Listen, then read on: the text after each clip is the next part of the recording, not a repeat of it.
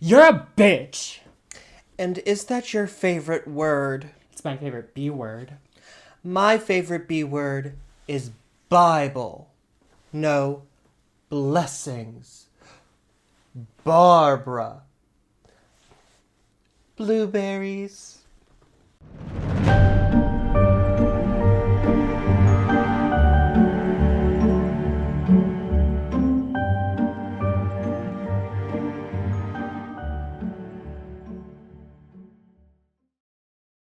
And welcome back to another episode of Crips and Corks. I'm your host, DJ Powers. Twice the powers, half the DJ, along with my co-host. Paul. And I've fallen and I can't get it up. As usual. Yeah, your last boyfriend told me about that. T. And we are here on the 4th of July. This episode isn't coming out on the 4th of July. No. But here we are. We finished Joan of Arc. Pride Month bled over a little into 4th of July. But that is my rant for the day. Okay. 4th of July is just straight person pride. Tell me I'm wrong. It is straight pride. You know what? It really is straight person pride. And that was going to be my rant too, is that fireworks are tired and they're done. Okay, we're done with fireworks. They're boring. Once you've seen lights in the sky, once you've seen it 30, you don't need to see the lights in the sky every time. Exactly. And for somebody like Paul, who's been abducted and anally probed by aliens, fireworks, he's not even getting... So what's the point? Exactly. Lights in the sky, that's a Tuesday, girl. And then the loud bang, it's just like, girl, get over it. And also, it bothers the puppies and people with PTSD and everything. And it's just tired. I'm sure we can, find a way some way else to entertain ourselves. And I felt this way when I was a kid, too. I was never impressed with fireworks. Yeah. And we really are the demographics of people who are... victimized by fireworks. We have somebody with PTSD, and we have a dog.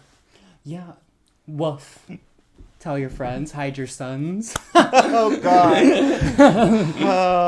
Anything else on straight pride? Oh, I also, did. Go ahead. Or it's also the 250th anniversary of independence. Yes, congratulations, America. We did it. We made it to 250. And we can make it to 250 more if we get this orange motherfucker out. Yes. So let's keep on trucking. And I do want to caveat the fireworks thing. The closest thing I've had to having fun with fireworks is being in the backwoods with a bunch of rednecks, little neighborhood parties and stuff, and the people who aren't trained and they're super drunk and they're lighting off fireworks. There was something so fun about that aspect of things. But going to a park and just seeing lights in the sky, it's girl, that's tired. But watching your drunk dad's friend or your drunk whoever try and light off bottle rockets out of a beer can, that's America. That's where it's at. That's a lot of fun. I will say growing up, I did enjoy fireworks more, but that could be because I came from a family that embraced whimsy and fun. Unlike you. My family, what? I don't even have an argument for that because I did come from a very serious family. As you can tell, I am a very serious person. Yeah, let's go with that. But no, my mom was always the one who was going out to get the biggest package of fireworks and was crossing the border into Ohio to get the fireworks that are illegal to purchase here in Pennsylvania to shoot off in the backyard. It's funny you say that because my family would cross over from Maryland to Pennsylvania to get the illegal fireworks. Really? Yes. They should have just gone to Ohio. Ohio offers way more. Yeah. I think it also helped that my town's fireworks was a mile away, but they shot it off at from a point where we could see it from our backyard, so we never had to leave our house to see the fireworks. So that was kind of lit. Yeah, that is nice. But again, if you buy your own fireworks, you don't have to leave the backyard, and you can get as drunk as you want. Exactly, and that's what we would do. Is we'd watch the town's fireworks, and then we'd do our own till midnight. Right. But then I was in an active shooter situation, so it's not the same. Yeah, that'll do it. That'll do it. Anything else on this topic, Paul? Nope. Happy 4th of July. Happy birthday, America. Yeah. Have fun. Well, today we are drinking a champagne, not because 4th of July. This is Luc Belair Rare Luxe. It's a Produit de France, so it is French champagne. Our exquisite and decadent Belair Luxe strikes a perfect balance, refreshing aromas of honeysuckle, peach, and apricot, blend with a subtle sweetness while remaining light and crisp. Serve it well chilled or even with ice as an aperitif or alongside nearly any cuisine. Nearly. Okay. And for me, that means any because I'm trash. It probably means nearly anything but McDonald's, which... Girl, you haven't lived until you had a McChicken with... Oh, no. I feel like a burger. A double cheeseburger or a McDouble with some champagne. Get up Well, in we the tried the gig. KFC with champagne. Did we? Yeah, when we were gonna try. Was that Uncorked? Did we do that? Or... It was the precursor to Uncorked, where we were going to try. It was a TikTok where we were gonna try wine pairing with fast foods. Okay, yeah. I vaguely remember that, yeah. Woo! Woo! Let me get a towel. She's wet. DJ just got bukkake by a champagne bottle. That I did. Thank God my shorts are that short, or else I would have got it on me. Okay. Ooh, we've got a towel. We got a towel. One for me. Ooh, we gotta wipe her up. I can. Ooh. I'm not that big. I don't need a whole towel for my one leg. What do you... They don't make half towels, DJ. Well, I meant rather than use the floor towel on the bottle, I can use my lap towel. Girl. Ugh. I don't know if I want to share my champagne with you after that. You're being mean to me. Bitch, that wasn't even mean. ASMR pour.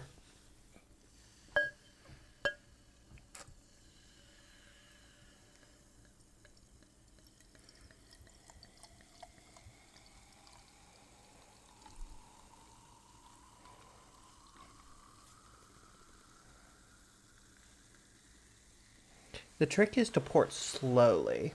Grassy. Merci. Well, It's I'm French. learning Spanish, so I'm sticking with the language I'm learning.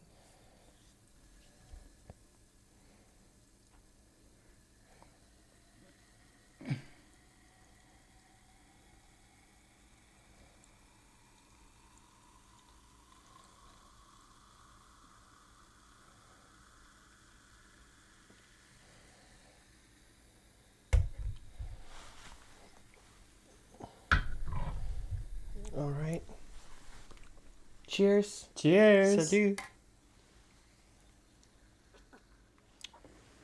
It's very bubbly. That has a weird taste to it. It's definitely not the champagne we normally get. Yeah, it's giving like it's expired or something. No, I'm getting more fruity notes than you do in normal champagne. Yeah, definitely more fruity. Is this like brut or no? That might be why. I don't know. I don't think it's brut because I usually get the brut. It's definitely champagne. it's definitely a sweeter than brut, Yeah. which is sweeter than extra dry, obviously. But I actually kind of like it. I'm gonna give it 4 grapes. I'm gonna give it 2.5 grapes. It's not my favorite champagne. I'm not rocking that much with it. It's fine, you know. But honestly, stick with your brut champagne, girl. Just stick with the brut. All right. Well, Paul, let me tell you a story. Let's get into it. In 1917, she met the handsome prince and heir to the world's greatest throne and embarked on a whirlwind romance as the world grappled with war. Within 5 years, she would meet another handsome prince, heir to one of the world's most fabulous fortunes, and embark on another whirlwind affair, which would end up seeing her being tried for murder in London's Old Bailey. But little did the men who thought that they controlled the world know that this woman had a very important ace up her sleeve with the ability to bring the entire British establishment down, that she was willing to trade for her freedom. Today, we're covering the king's murderous mistress, Marguerite Alibert.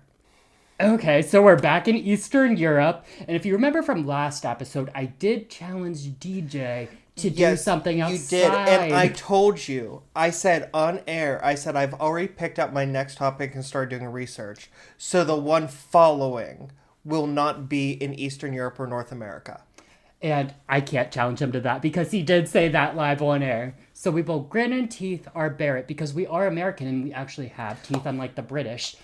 So we'll grit our teeth and bear it through this one, guys, and then move forward to other cultures after this one. Also, this one is a multi-ethnic story where we do get a lot of... there's a culture clash. And so now I'm going to do my trigger warnings. This story is a murder story, so there are depictions of murder, there is discussion of rape and sexual assault, and there are a heavy helping of racism. That's not good. See, I was about to say, of course, on the 4th of July episode, we're talking about the people we beat the fuck out of. But when you bring the racism back into it, that kind of tracks for America. Yeah, the thing that we really do best here.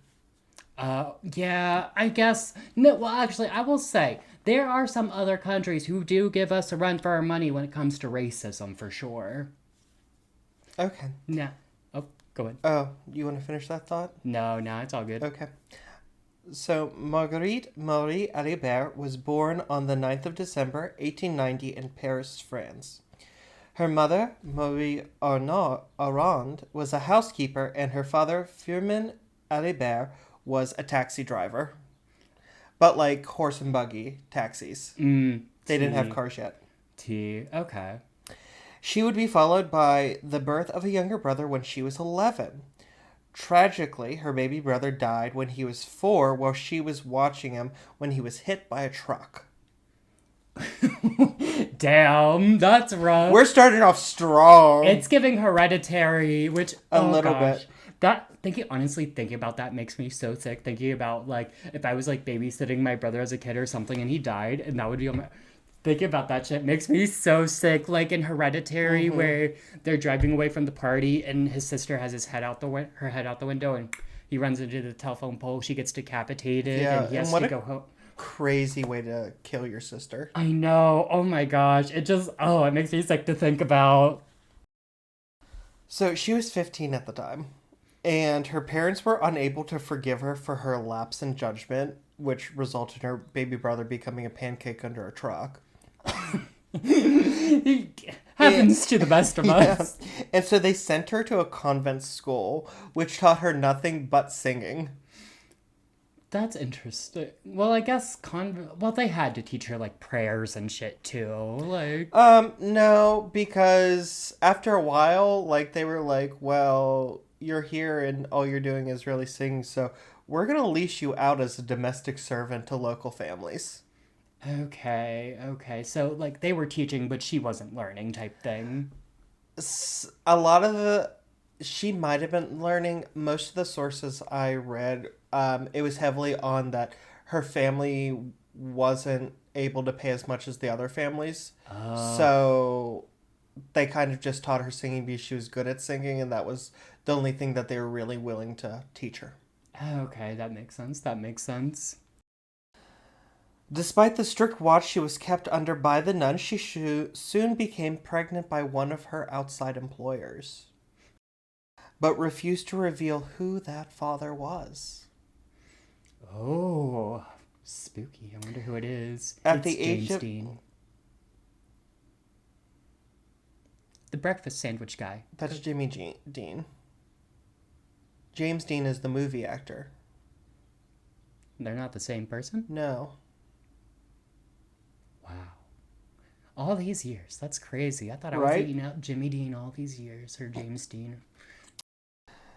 At the age of 16, she gave birth to a daughter who was taken off of her, and as soon as she recovered from childbirth, she was kicked out of the convent. Damn, I'm surprised they didn't kick her out when they found out she was pregnant. Damn. No, because it's one of those pro-life things where it's like, we're going to take care of you as long as you have this baby. But now that you've had the baby, you're not technically life and we don't care.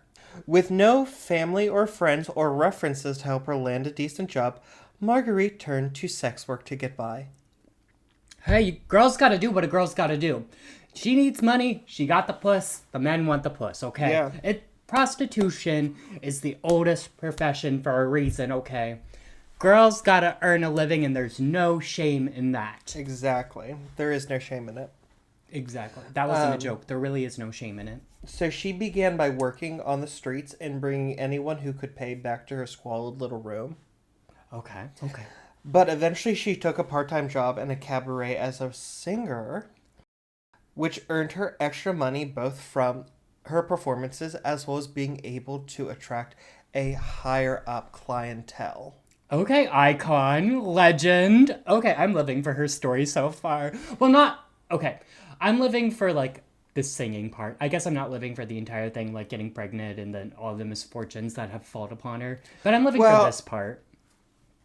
We can stand Marguerite because she got dealt a really bad hand. Mm-hmm. But she entered sex work and she's making it her own and she's doing really well at it. Yeah. And she's approaching it, and we'll see this as the story goes on. She's approaching it in a very business-like manner, where she's trying to, like, climb the societal ladder. Oh, girl. So I guess you could say she found her good hand, if you know what I'm saying. Did. And it was at this stage, as she was performing the cabaret, that she caught the eye of a Madame de Nault, who took her under her wing. Madame de Nault operated a maison de rendezvous. Rendezvous, I know that word. Which was a high-end brothel that catered to the rich, the titled, and the famous. I'm not sure which would be worse, having to be a prostitute for, like, the poor or the rich. Well, this was great for Marguerite at the time, because these brothels weren't just the run-of-the-mill brothels. They were palaces of pleasure.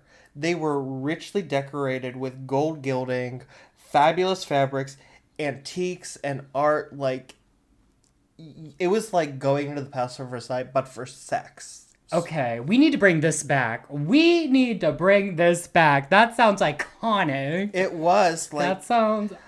Yes. Oh, it was, like, amazing, like, the attention to detail, like... Girl, that's like Hooters if Hooters was the Ritz-Carlton. That's iconic. It's like Hooters if Hooters wasn't a chain restaurant that you can find by sleazy airport hotels along the highway. Exactly. The Ritz-Carlton, that's a fancy hotel, yeah? Yeah, exactly. But Hooters isn't a hotel. Well, it's like the same thing. It's a restaurant. I'm sure the Ritz-Carlton has a restaurant. Okay. Madame de Nault's girls weren't prostitutes. They were courtesans. They weren't there for just sex, but they were there to be companions who were interesting, charming, and funny, and who would be richly rewarded with jewels, clothes, fur, and even property instead of cash in exchange for their services, both sexual and companion-wise.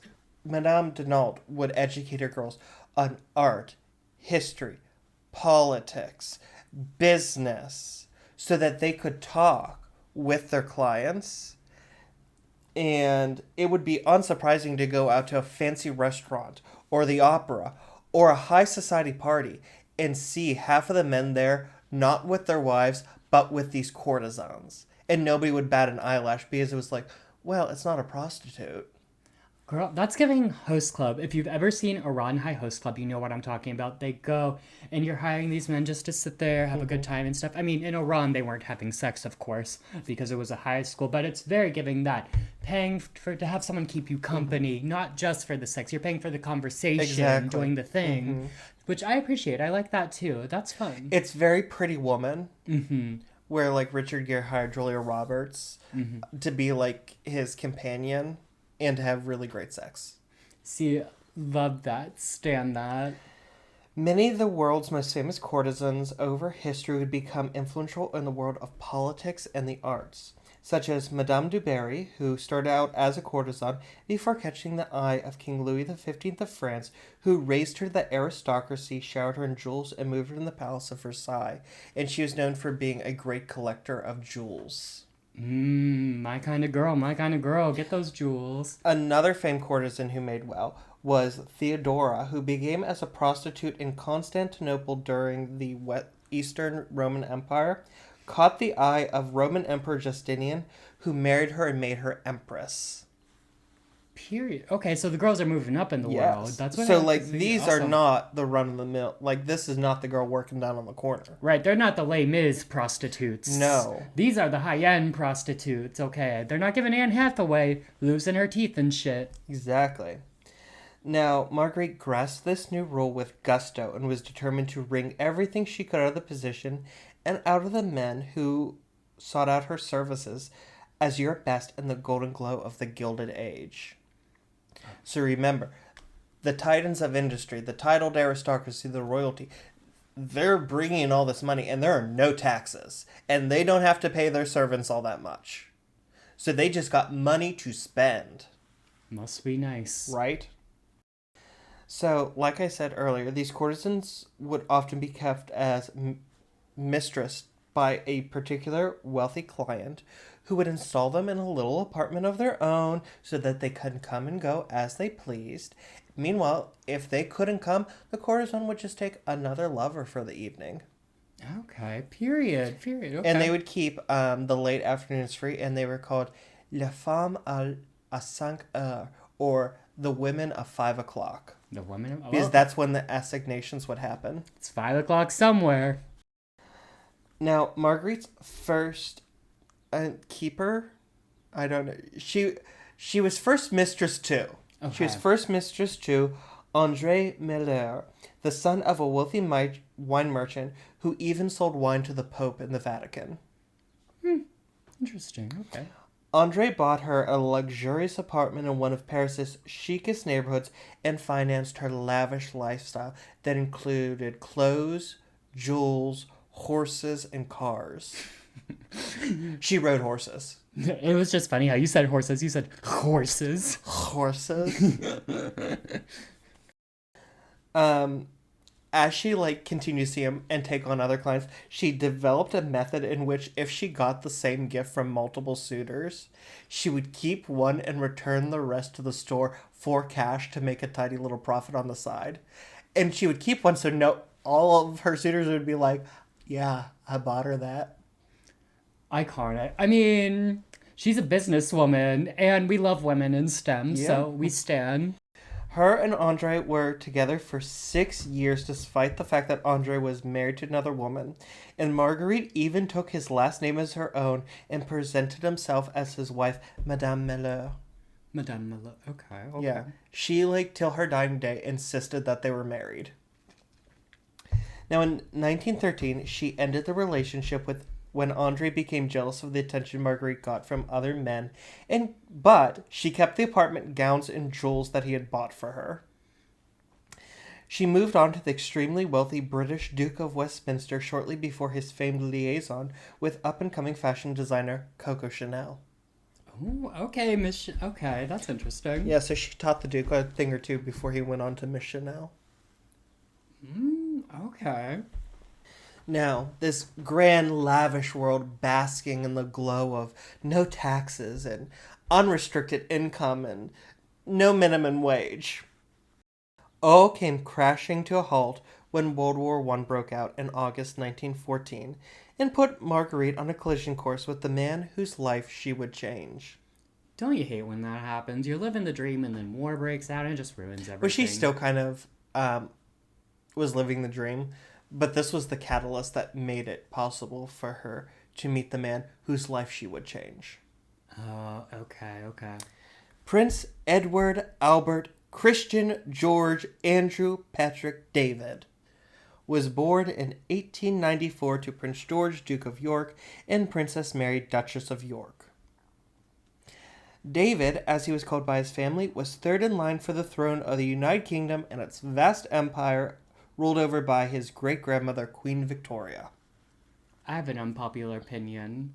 But why do you need all those names? If you have more than 4 names, I don't trust you. Why you need all those fucking names? For what? For who? I can tell you what all of them mean. Girl, I'm not that interested. Because again, if you have more than 4, I don't fucking trust you, okay? You don't need all those names. Well, maybe he shouldn't be trusted. So I'm right. I didn't say that yet. You're just going to have to sit back and find out. Okay, well, let's see. The prince lived a comfortable life with his parents and siblings in York Cottage on his grandfather, the Prince of Wales's Sandringham estate, until 1901, when Queen Victoria died and his grandfather became King Edward VII and his father, Prince of Wales. Despite the comfortable life he was born into, he had a strained relationship with his father, who was a harsh disciplinarian, and his mother, the daughter of a minor, impoverished princeling determined to live up to the family she married into. In 1910, his grandfather, Edward VII, died, and his father succeeded to the throne as King George V, and David became Prince of Wales. When the war broke out in 1914, he was keen to participate in the fighting on the front lines, but the government refused, citing the irreparable harm to the war effort if the heir to the throne was captured by the Germans or killed in action, and was instead given a staff job in France as far away from the fighting as they could get him. I mean, it makes sense. I mean, you don't want the future king to be killed by some sort of stray, whatever. Or captured and taken as a prisoner of war. Tortured, you know. Yeah, no, that wouldn't be good. So I completely get that. Yeah, I'd probably do the same thing. Now, in 1916, he was 22 and still a virgin. Oh no. Now, I think you can speak from experience on that. What is that like? I wouldn't know, Paul, but maybe you can tell me, since you're mistakenly confusing our situations. Oh, no. I lost my virginity when I was a young lad, you know, if you will, since we're talking about London and things. Getting touched by your creepy Uncle Biff at Thanksgiving does not count as losing your virginity, Paul. I don't have any uncles. Actually, that's a lie. I do have a lot of uncles, I think. See... Okay, but in 1916, 22-year-old David, still a virgin, and his 2 military attachés are like, this is kind of embarrassing, especially for the future King of England. And they arranged a rendezvous with a prostitute named Pauline. I wonder how Biff's doing. You said Uncle Biff, yeah? Yeah. Yeah, I wonder how he's doing. Did you even hear a thing I just said? No, I mean, when you start talking about dates and stuff, I kind of just, train myself to, I was talking about sex. Oh, see, you started with the dates. And when you start with the dates, I'm just like, okay, here we go. I'm just like, wow. Conan Gray, Olivia Rodrigo. Taylor Swift's married now. David loses his virginity. Oh, that's nice. Good for David. Yay. Afterwards, he wrote to a friend, quote, I don't think of anything but women now. Oh, what's the use? And I know that's right. I know that's right. After you get it one time, I know that's right. But as infatuated with Pauline as he was unable to take her as his mistress, as she was already the mistress of another officer. So, in April of the following year, David traveled to Paris and checked into the Hotel Crillon, where he met an old friend, François de Berthet, for lunch. François was accompanied by the beautiful and charming Marguerite Alibert. Another unpopular opinion. I don't trust anyone with the name Francois. It sounds like you are up to no good. It's French for Francis. I don't know. It sounds like they're up to no good. He's French. What do you want from him? I don't know, girl. It just doesn't sit right with me. Now, after a delightful lunch that probably consisted of 11 courses with champagne along all of it, David asked Marguerite, would you like to take a drive in my car? Oh, crazy. And so they did take a drive through the Water Balloon Park, and then... The water balloon park. Yes, that's the water balloon. Crazy. Bet it was super wet there, but I think things were about to get more wet in the car, if you know what I'm saying. Well, no, not in the car. They went back to Marguerite's apartment. Ooh, and things were going to get wet in the apartment. Okay. Afterwards, he wrote in his diary how absolutely bloody this war is. Of course, those 3 days' bliss in Paris have made it all the more bloody. Hey, whatever you gotta do to distract yourself, I get it. Right there. Hey, He's just a dude. He's a dog trying to get a bone, and I get at it. this point, David became insatiable. He was obsessed with our girl Maggie. Okay, and bring back male yearning. Okay, we need men to yearn more for things. Okay, they've gotten it too good. We've gotten it too good. They continued in a passionate affair as the 23-year-old prince escaped to Paris as often as possible to meet his 27-year-old mistress. Marguerite wasn't only worldly, exotic, and charming, she was experienced and exciting.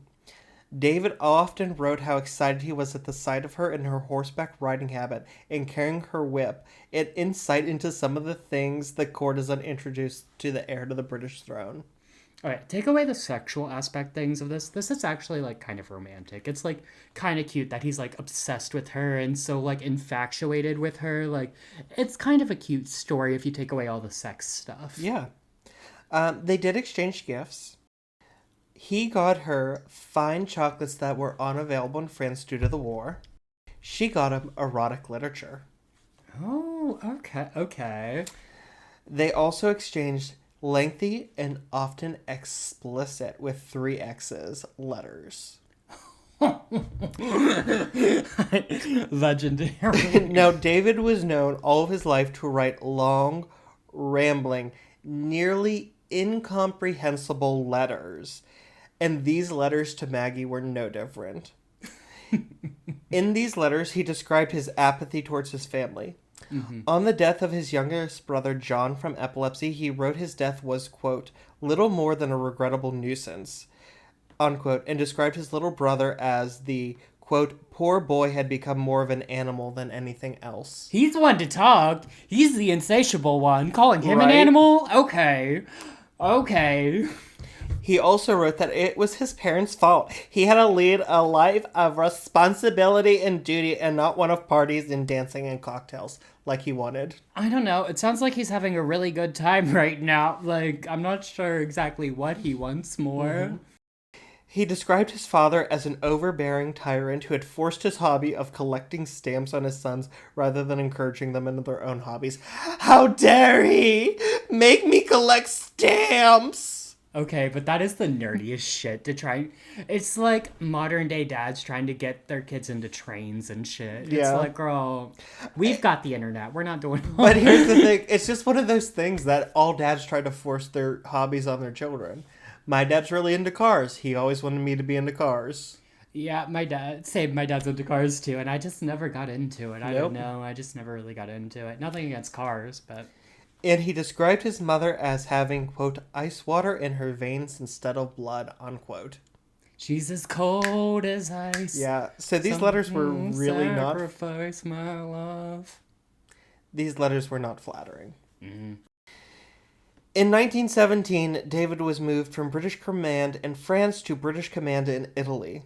He fell into a depressive state and pined for Marguerite back in Paris and continued to write her long letters until he could escape back to her. Literally the definition of please go. Yeah. In one letter, he despaired of the war that took him away from her and of the ugliness of Italy, and especially the woman, describing them as, quote, not one of the bitches is in the slightest fuckable, unquote. And I know that's not true, because Italians are pretty. Right? He once even pondered suicide by going to the front and lifting his head above the trenches so a German bullet would blow at his brains. Hey, at least it'd be quick. Right? Hey, fuck it.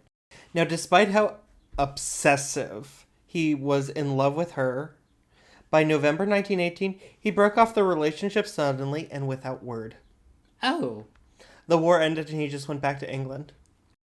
Marguerite only discovered the fact when she read in a Paris newspaper the prince was in town, but he had not visited her. Oh, that shit would piss me off. Oh my god, I would show up at his house. That shit would piss me off. Marguerite, whose life had become cultivating increasingly lucrative relationships with ever richer and ever more powerful men, was not used to being the one who was on the receiving end of a breakup. But, luckily, she had a card up her sleeve. She had kept all of David's long, explicit, embarrassing letters, which could bring the British monarchy, and in fact, the British government, to its knees. And I'm begging her to release those, girl. Release the files! Release the files! Those are the Epstein files of that day. Release the Dave Steen files! Yes, release them. Let the people know what's going on and going down. At least once, that same month, November 1918, she did attempt to blackmail David. He wrote to a friend about the situation and how, quote, she seems to be a 100,000 pounds or nothing kind of woman, and that it was all his fault for writing those letters. Yeah, no shit. Like, but by December, Marguerite had dropped it, and David wrote once again to his friend, have not heard from Maggie again, thank God. Oh, she's planning something. She's not. I have a sneaking suspicion. Homegirl isn't just going to give up like that. I have a feeling she's coming back for more. Okay, keep that in mind. As peace once again filled the world, Marguerite and David both moved on. David became the darling of the 1920s high society and celebrity circles, setting enduring fashion trends and becoming a poster boy celebrity. The only way that I can describe how popular he was then is by comparing him to Harry Styles now. Okay. With millions of girls around the world hanging up his pictures of him on their walls. Okay. And when I say enduring fashion things, he made the polo shirt for casual wear a thing. Oh. Because that used to be strictly for like playing polo. Modern day suit cuts, that was him. Okay, that's actually an interesting fact. The way we tie our ties is called the Windsor knot, because he later became the Duke of Windsor. Oh. And he started it. Okay, that's actually really interesting. Meanwhile, Marguerite made her way through a series of affairs with wealthy and influential men. And in 1919, she even married one, Charles Laurent, the son and heir of a retail empire. The marriage allowed her to send for her daughter, Raymonde, now a teenager who she had not seen since she had given birth to her. Charles unofficially adopted Raymonde, who took his last name, and Marguerite splurged on an expensive education at the best boarding schools in Europe for her daughter. Now, this was twofold. She wanted to provide her daughter with an education she herself never got. She wanted to give her daughter a world that she herself could not attain. And she wanted to keep her daughter away from her so her daughter didn't get, wrapped up into the courtesan world. Okay. Because it was good enough for her, but, she wanted to make her daughter, a normal high society daughter who didn't have to pull all the tricks and work that she had to get what she got. Right. That makes sense. But almost as soon as it began, it was over, and Marguerite filed for divorce within 6 months. Ooh.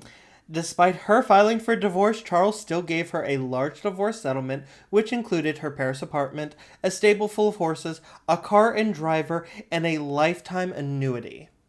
Hey, good for her. She made out good. She's going to be set. Good for her. Now, the horses, those are going to be a bitch to take care of, but just hire someone. You'll be fine, girl. Well, they came with the stable and all the people to take care of them. Oh, well, then that's fine. Cool. In 1922, at another Paris hotel, Marguerite would meet another prince who would change the course of her life.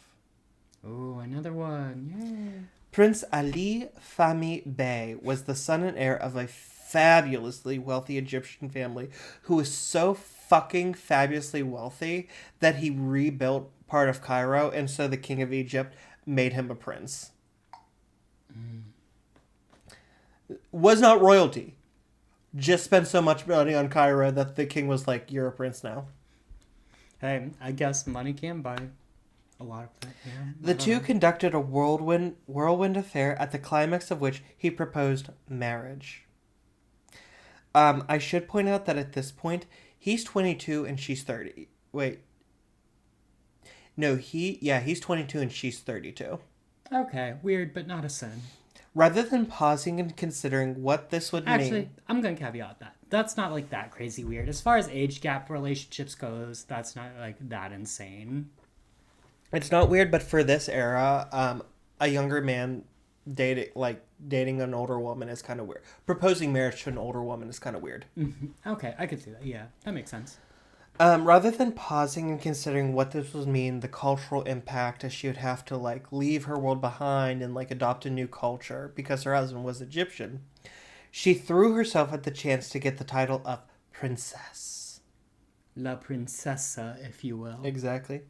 And it agreed despite the fact that she would have to convert to Islam so Ali wouldn't be disinherited. She did, however, force him to sign a prenuptial agreement allowing her to maintain her Western clothes and lifestyle, which he did sign, and then promptly tore up just 2 days before the wedding. Well, don't like that. Despite this fairly alarming fact, Marguerite was sure that she could get rid of her second husband as easily as her first. In December 1922, the two wed in a civil ceremony, followed by an Islamic religious wedding the following January, after which she styled herself the Princess Fami Bey. Okay, come on, Princess Filet Mignon. Love that. Good for her. For their honeymoon, the pair cruised down the Nile on a private yacht to join the expedition of Lord Carnarvon and Howard Carter looking for the tomb of King Tutankhamun. Not Tutankhamun. Tutankhamun. Cameroon, okay. Cameroon! And if you get that reference, you're a Drag Race fan OG. But already, the cracks were showing in the marriage. Despite his initial assurances, she would be able to maintain her previous lifestyle and Western trappings. As soon as they were married, Ali instead insisted she act more like her traditional Islamic wife and be subservient to him. As soon as they arrived in the Valley of the Kings, she sent a long letter to her French lawyers in Cairo, alleging a long list of abuse against her husband, including being held prisoner on the entire cruise. Yeah, I mean, honestly, this is a little bit on her because she should have done her research. Like, girl, you know what they're doing in that religion. I mean, like, she do should your have known. research. When she said, sign this prenup that says I can still be a Western woman and seek a divorce whenever I want, and he said sure and signed it and then promptly ripped it up. Right, as soon as he ripped that shit up, She she should should have have been said- out. She should have said bye. Loser. Because also it was an official prenuptial agreement that she filed with the courts. It was literally basically a letter that she made him sign. Yeah, no. This is on home, girl. This is on her. As the months went by, she wrote further letters stating that her husband took other wives and ignored her.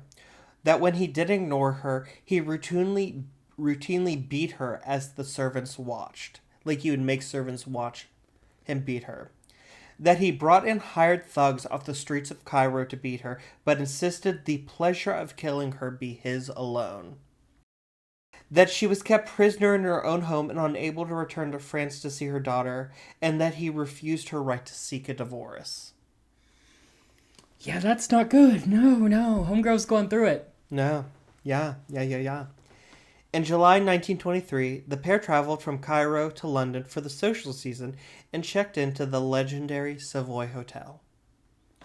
Immediately upon check-in, Marguerite summoned the hotel doctor.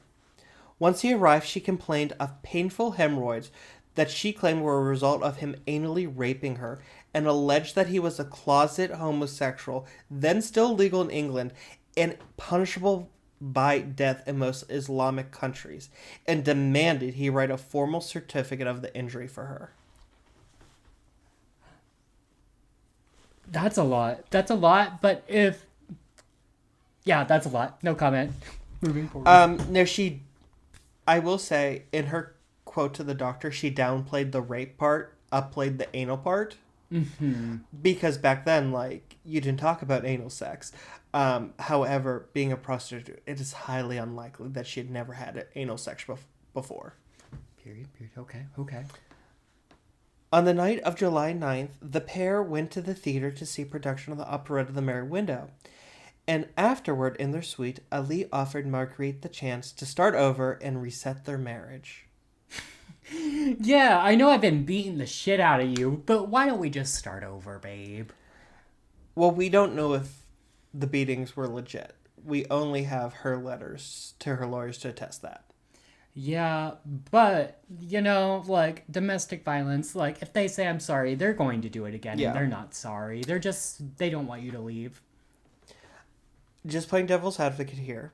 Marguerite did already marry one fabulously wealthy man and divorce him within 6 months. We're at about 6 months here Okay. into the marriage. Okay. So, just playing devil's advocate. Not saying that he didn't beat her, but he may not have, and this might have all been. Okay. Just to put it out there that that might be the case. We don't know. We don't. She refused and informed him that from London she would be returning to Paris now that she was back in the West and a free woman. Mm-hmm. In response, Ali wrote telegrams to 3 Paris jewelers and clothing stores stating to not deliver any orders to his wife made payable to his account.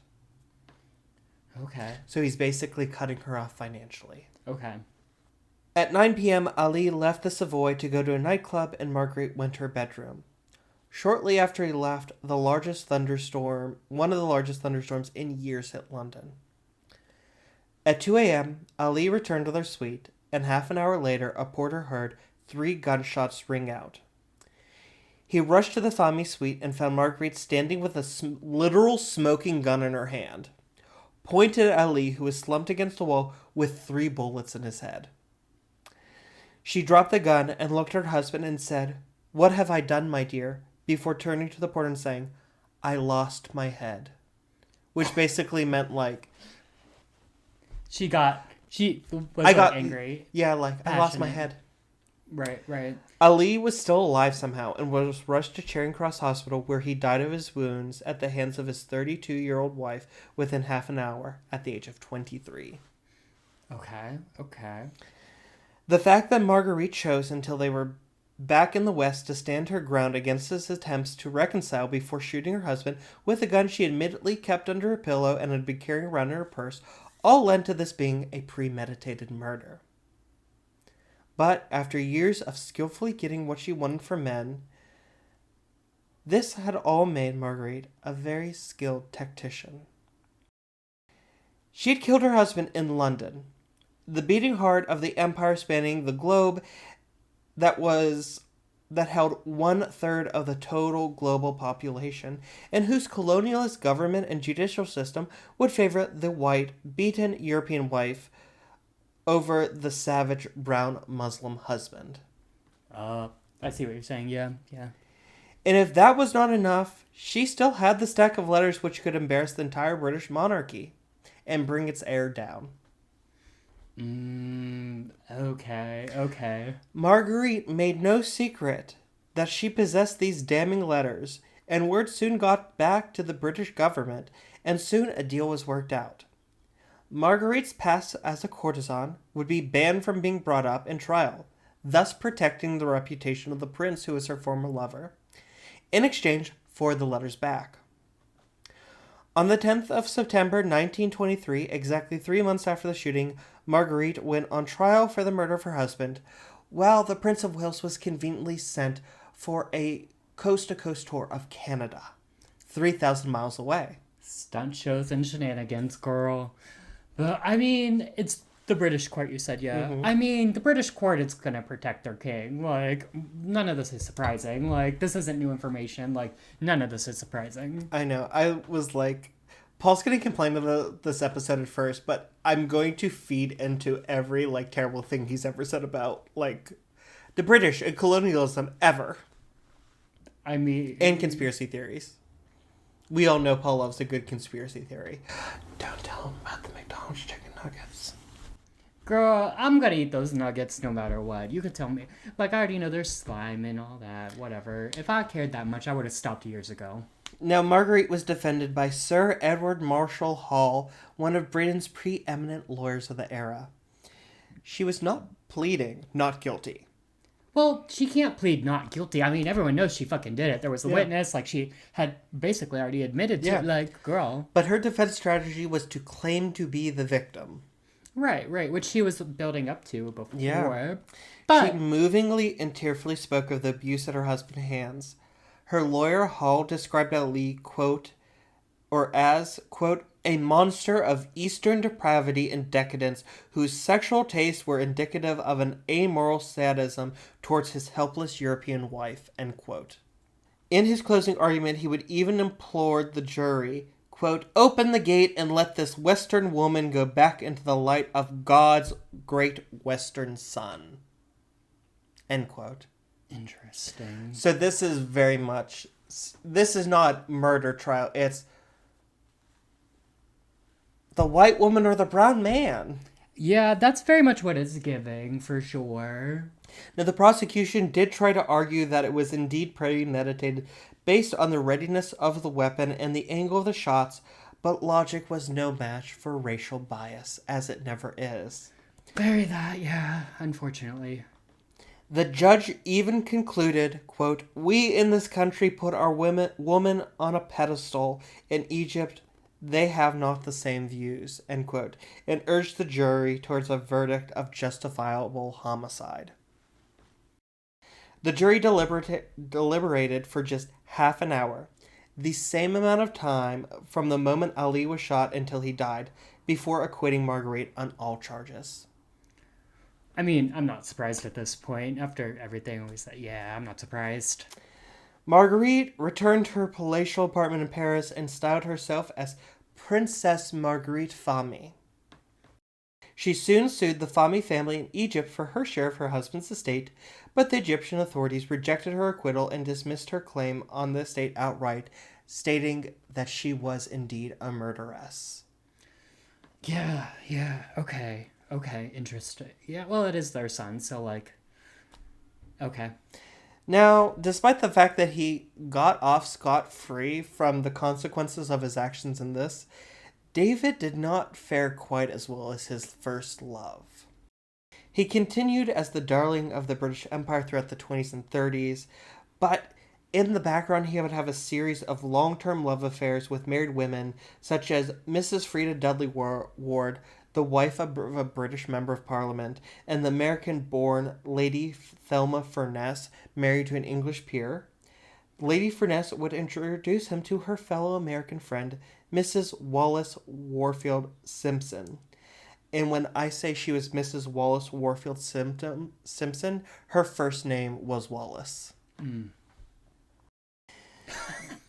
Okay, that just clicked in my head.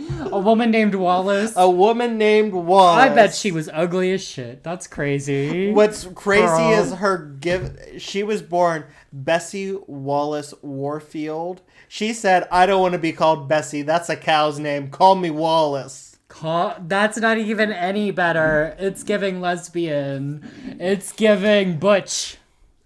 In January 1936, his father, George V, died, and David became King Edward VIII of the United Kingdom, his dominions and realms across the seas, and Emperor of India.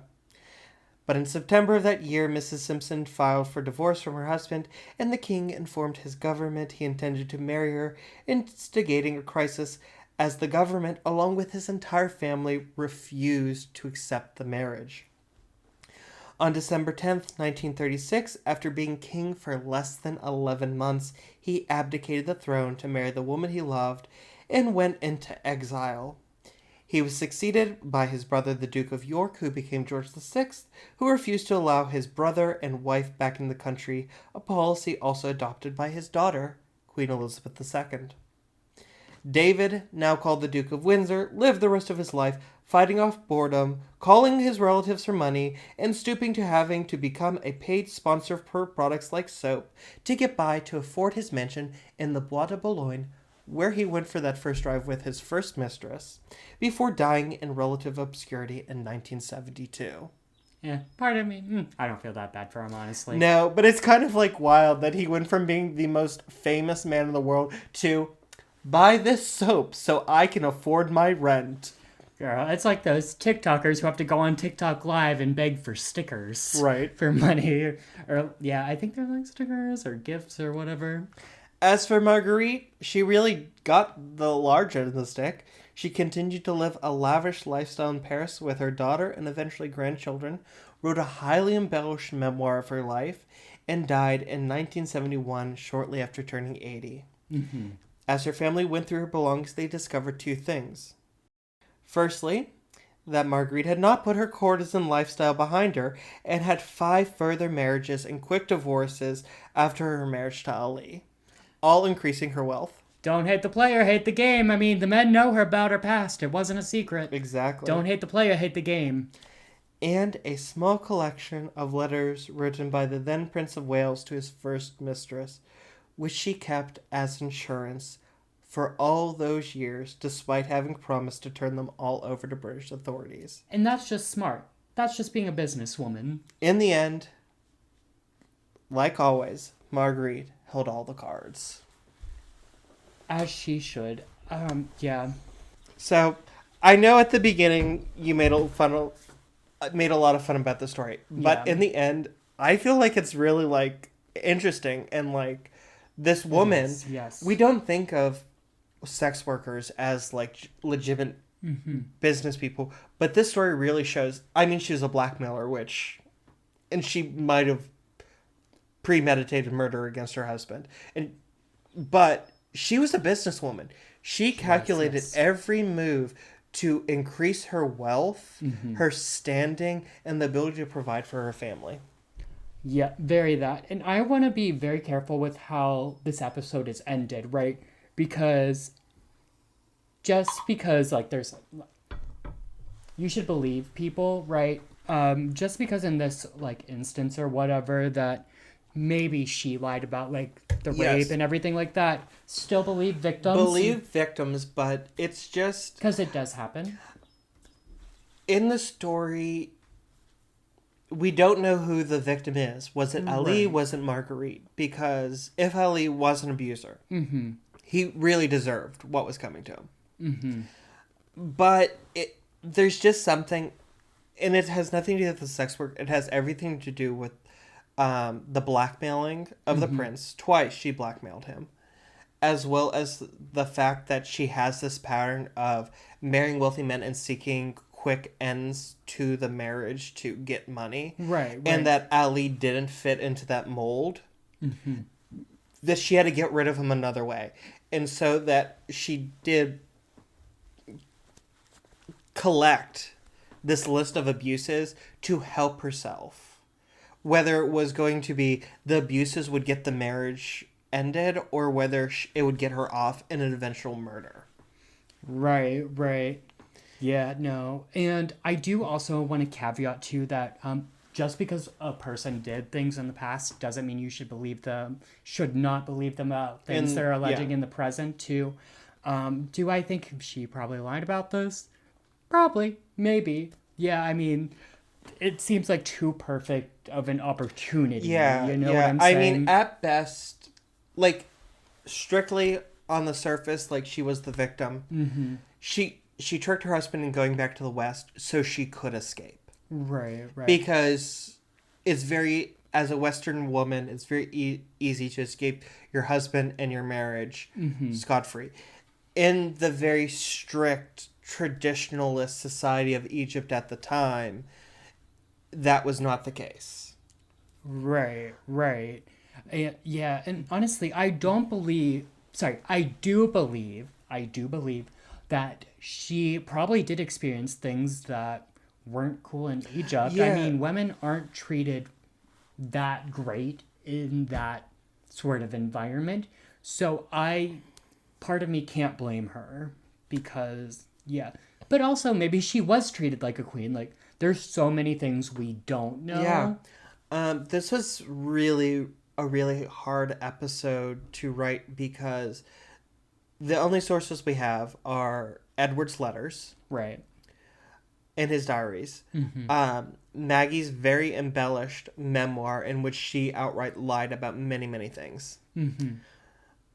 Letters of other people. And a lot of really sensationalist newspaper articles, which were going along with the trope of brown man bad, white woman good. Which I very much like. Yeah, like, I can 1000% believe, like, she knew they would think that about the Egyptians. And that's why she saw an opportunity and maybe took it. Again, no proof. There's no proof. No proof. That's what happened. But there is some proof that maybe that is what happened. Yeah. And we'll never know. Yeah. We'll never know. I mean, unless we find some, like, letter she wrote to a friend or her daughter saying, I'm going to kill Ali. We have no proof. Right, exactly. And, yeah. I'm not gonna dig myself in any more holes, so I'm gonna continue It's to... it's a really interesting case study in, like, Yeah. just the legal system and how biased it is. Mm-hmm. And how she didn't even need those letters. Like, Yeah. Yeah. that was just gravy. That was insurance. It is a very good story, too. I will say, this is a very good story, and I'll end my portion of it with a pageant answer, as one might. Peace to the world. Heart. Yeah, if you want to hear more about this, there's a great documentary you can find on YouTube. It's called Edward VIII's Murderous Mistress, which also inspired the title of this episode, Marguerite, the King's Murderous Mistress. It's really great. It has a lot of direct quotes from letters from Edward VIII, and it really ties together how his affair with Marguerite set him up to embark on these later affairs with older or more mature-minded married women, which eventually led him to his obsessive love with Wallis Simpson that ended his reign. And that affair was very marked by obsession, such as the fact that when he became king, she kept trying to break it off so he would marry like a princess or a lady, and he kept telling her, if you leave me, I'll kill myself. Ooh, yikes. He was not a well man. Ooh, yikes. We only have so long, but he was not a well man. Ooh. But yeah, so please let us know your own thoughts. Like, subscribe, comment down below. Please connect with us on all of our social media, which is listed up below. All of it's like at Crips and Corks, so it's not that hard to find. And all of our bios have our link tree, so if you click on one, you can find us everywhere. Paul, where can they find you? You can find me at my personal Instagram and TikTok at Paulember, Paulember. And as usual, it's not delivery, it's not DiGiorno. And you can find me at The Real Deech Powers on TikTok and on Instagram. Until next time, folks, keep your crips tight. And your corks loose. Bye. Blueberries.